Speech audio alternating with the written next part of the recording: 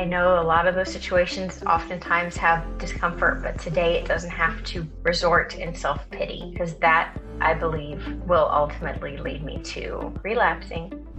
We're all pretty broken when we hit bottom. That's why it's bottom, right? Luckily, we can come in to a place where everybody wants you to succeed, and they are going to love you until you love yourself. Welcome to the Daily Reflection Podcast with your hosts Michael L. and Lee M. On this show, we try to bring inspiration for those people seeking sobriety through interviews with members of the recovery community sharing their experience, strength, and hope through the lens of the Daily Reflections book. Each day, a new inspirational passage and a conversation. We are not affiliated with any 12-step or recovery program, but you will hear them mentioned throughout the course of an interview. On today's show, Katie G. from Leesburg, Virginia. Before we get to the show, I'd like to ask for your help.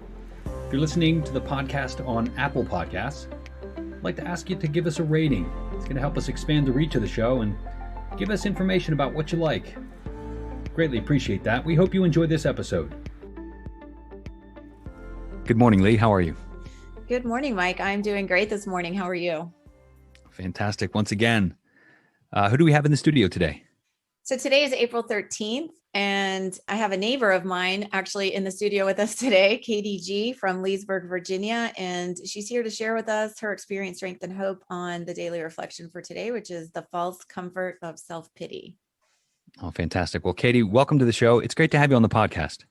Thanks. I'm so glad to be here. Thank you very much for asking me. I feel like this is an honor and a privilege. I'm glad you guys are doing this and that this is a resource that's out in the world. You're so welcome. Thank you. So we get started in the same way every day. We ask the guests to read the daily reflection for the day. Katie, would you get us started? Absolutely. Today's daily reflection is April 13th, the false comfort of self-pity. Self-pity is one of the most unhappy and consuming defects that we know. It is a bar to all spiritual progress that can cut off all effective communication with our fellows because of its inordinate demands for attention and sympathy. It is a maudlin form of martyrdom, which we can ill afford. As Bill sees it, page 238. The false comfort of self-pity screens me from reality only momentarily and then demands, like a drug, that I take an even bigger dose. If I succumb to this, it could lead to a relapse into drinking. What can I do? One certain antidote is to turn my attention, however slightly at first, towards others who are genuinely less fortunate than I, preferably other alcoholics. In the same degree that I actively demonstrate my empathy with them, I will lessen my own exaggerated suffering. That's a good one. So Katie, what's your sobriety date? My sobriety date is April 12th, so a day before this, 2010, one day at a time. My sobriety date is April 12th, 2010. Wow. So congratulations. You just celebrated yesterday. Yeah, 11 years, one day at a time, right? As we're reading this, I'm just so excited for you, for your celebration. But as we're reading this, I mean, he's painting a pretty dire picture of what it feels like to be in self-pity and what the consequences are. What's your experience around that? When I first came into the rooms, I fell quickly and fortunately into a group of women in the program Alcoholics Anonymous. And in the women's meeting, one of the popular sayings was, pour me another drink. And I believe that has to do with the false comfort of self-pity. It has to do with egotism and falling into that and having the focus be all on you or on me in this case, and being completely consumed by that. And that selfishness is what will lead me to drink. I believe that I came into the program because I was born an alcoholic, and I have a solution in recovery of becoming a different person, a person who is less self-centered and feeling less self-pity. And that's not to say that one shouldn't feel feelings. That's to say that one shouldn't be consumed by this, which will pull us away from spirituality and bringing us into ego.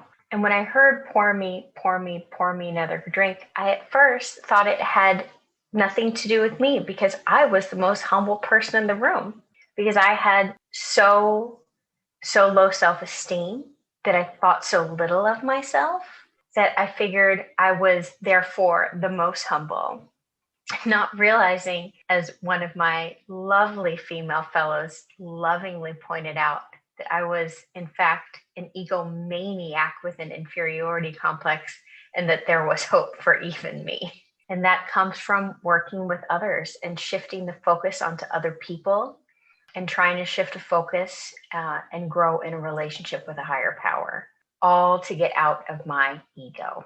So I'm curious, what brought you into the rooms of recovery, and what was it like back in 2010? Gosh, it's interesting because the depth of my drinking, and drugs are part of my story as well, was such that I wasn't drinking the most I had ever drank when I hit bottom, or drinking the most frequently when I had hit bottom. There were definitely parts of my history where the consumption was extreme. But what brought me into the room was, as they say in the literature, the 12 steps and 12 traditions, is that I was bankrupt. All my cards, as they say, read zero. I had no self-esteem. I was emotionally unstable. My life was falling apart around me. The isolation was complete. I had either pushed away everyone that cared about me, or they had run away in self-preservation because of my toxicity. And all the while, I'm thinking I'm a victim here. The alcoholism, I believe, led me to believe the comfort that for my spiritual ache was to escape. That was my recourse. And I didn't realize it until I heard from other people's testimony in the rooms when they shared their experience, strength, and hope, that what I was seeking was to be different, but what I really needed to do was change. And in the rooms in 2010, as is in 2021, I hear a message of hope, that there is always an opportunity to change. And even today, I'm changing. Thank goodness. I pray in my morning prayer and meditation to be a servant and a student to something greater than myself, to something benevolent. And there's, situations in which I can always learn. And I know a lot of those situations oftentimes have discomfort, but today it doesn't have to resort in self-pity, because that, I believe, will ultimately lead me to relapsing. And I don't want to do that today. Yeah, I love what you're sharing. I mean, you're talking about a spiritual solution. It's all over everything you say. And, was it obvious to you when you got into the rooms right away that it was a spiritual malady? They use these vocabulary, this vernacular, like spiritual malady.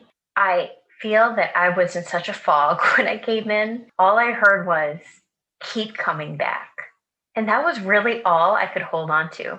My brain was so fried, and I was so messed up from drugs and alcohol, and malnutrition, I think, at the time, that when I heard people wanting me there, first of all, cheering me on, complete strangers cheering me on earnestly, saying, come back, and where are you going tomorrow?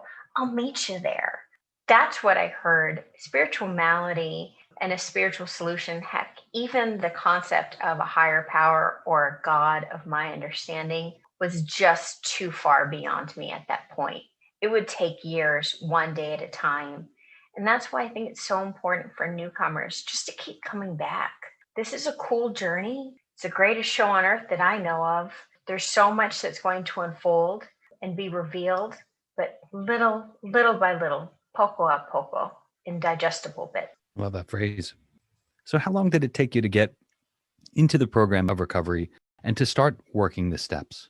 I was so concerned that someone would figure out I was an alcoholic that I didn't tell people. So I'm going to these meetings, having a hard time saying I'm an alcoholic in the meetings, even to a room of alcoholics, like they're going to judge me or something.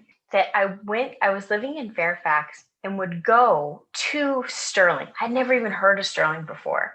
I just knew it was just far away. It was on the other side of the moon. I would go there.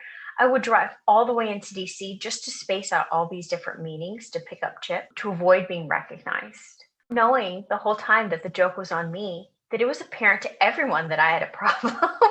People had known for years. In fact, I didn't tell my family for 2 years that I was in recovery. And they were relieved. They had noticed the change immediately. They just didn't know what it was. When I came in, I did make one meeting consistently. It's a Thursday night women's meeting, and it was my second meeting, and I still my home group today. And I was assigned a sponsor, and I know it's supposed to be suggestions in AA, but I was delegated to do service work. I did chips, and that was a great opportunity for me because it made me responsible to show up to that meeting. I'm not sure I would have come back to that meeting consistently as I was, trying to scramble across the DMV area, the DC, Maryland, and Virginia area to go to meetings to remain anonymous.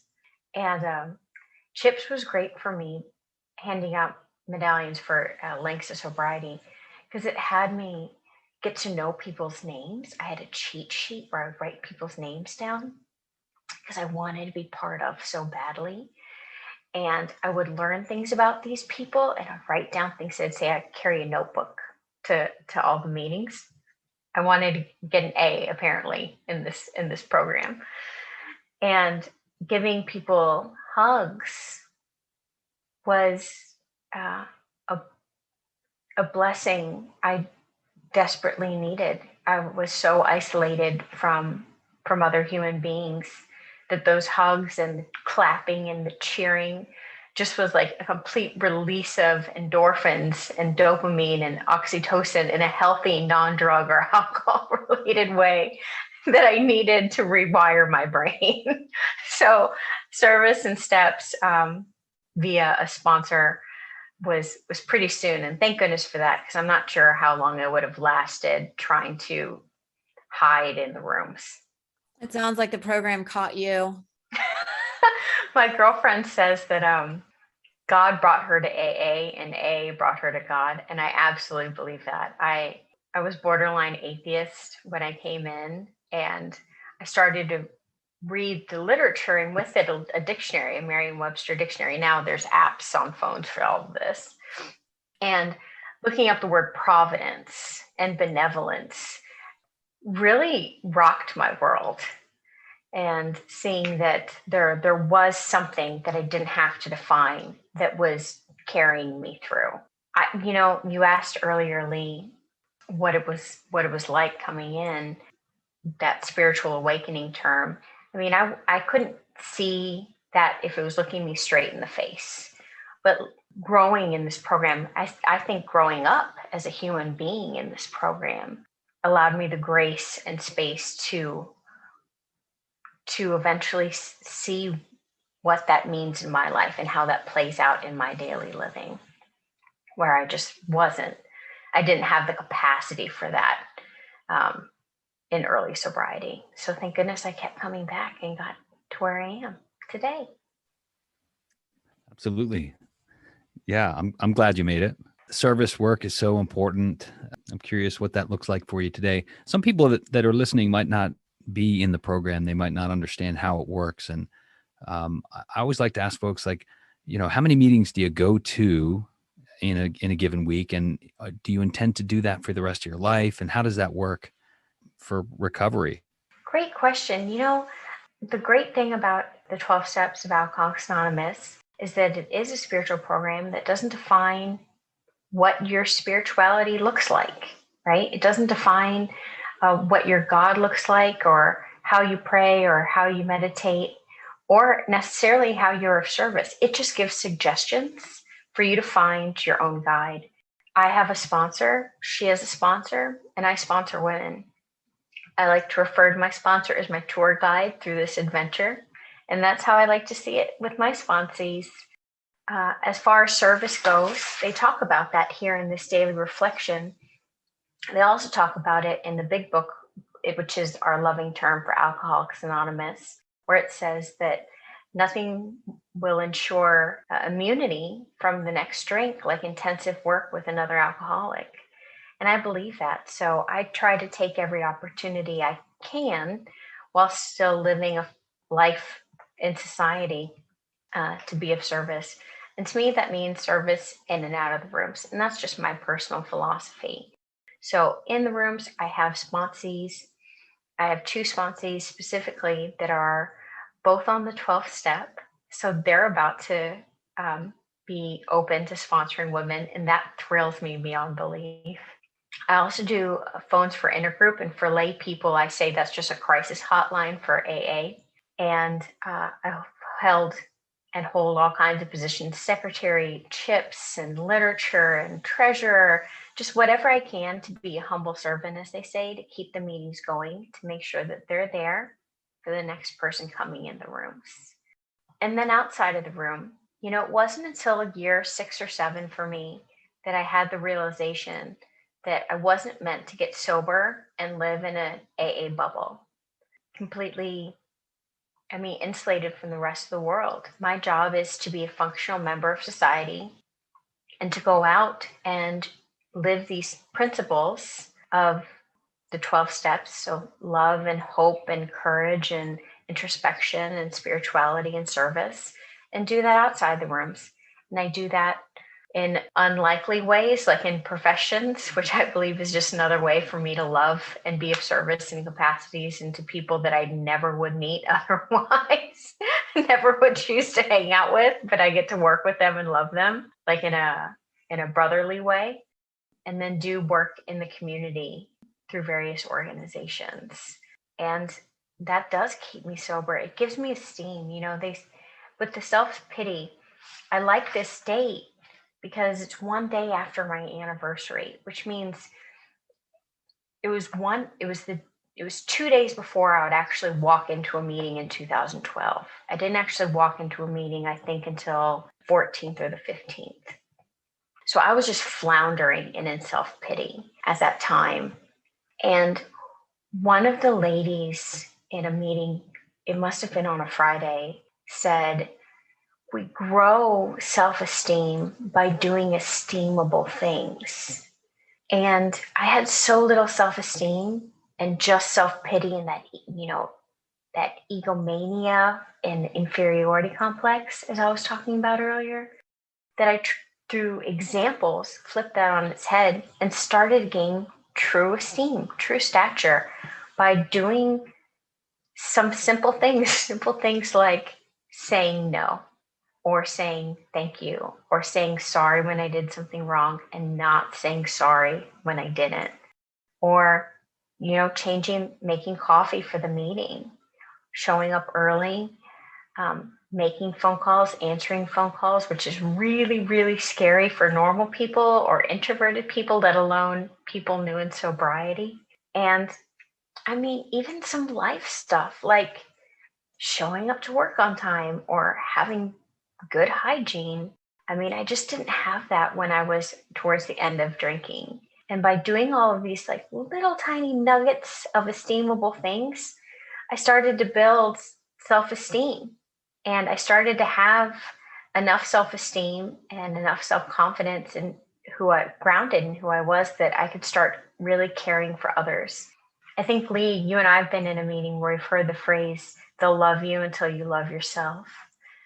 Man, isn't that a great one? And it's true. I don't think anyone comes into the rooms of Alcoholics Anonymous or any recovery program on a high note. We're all pretty broken when we hit bottom. That's why it's bottom, right? Luckily, we can come in to a place where everybody wants you to succeed, and they are going to love you until you love yourself. And then you get to pass it on to somebody else. That's beautiful. We want to thank you for coming here and sharing with us today. And as we wrap, I'm wondering, is there one thought that you want to make sure those folks that are listening get to hear? We have a lot of catchphrases and slogans in this program, but keep coming back is really the root of it all. Keep coming back and don't stop until the miracle happens, because miraculous things are going to happen. Well, Katie, thank you so much for spending time with us and sharing your experience, strength, and hope. It's been a wonderful conversation. What a blessing. Thanks so much for asking me, guys. So glad you came, Katie. Thanks so much to Katie G for joining us, and to you, the listeners. Appreciate your support. If you want to join us online, you can find us on Facebook, facebook.com/groups/Daily Reflection Podcast. You can find us on Twitter @Daily Reflector. Thanks, everybody. Have a great day.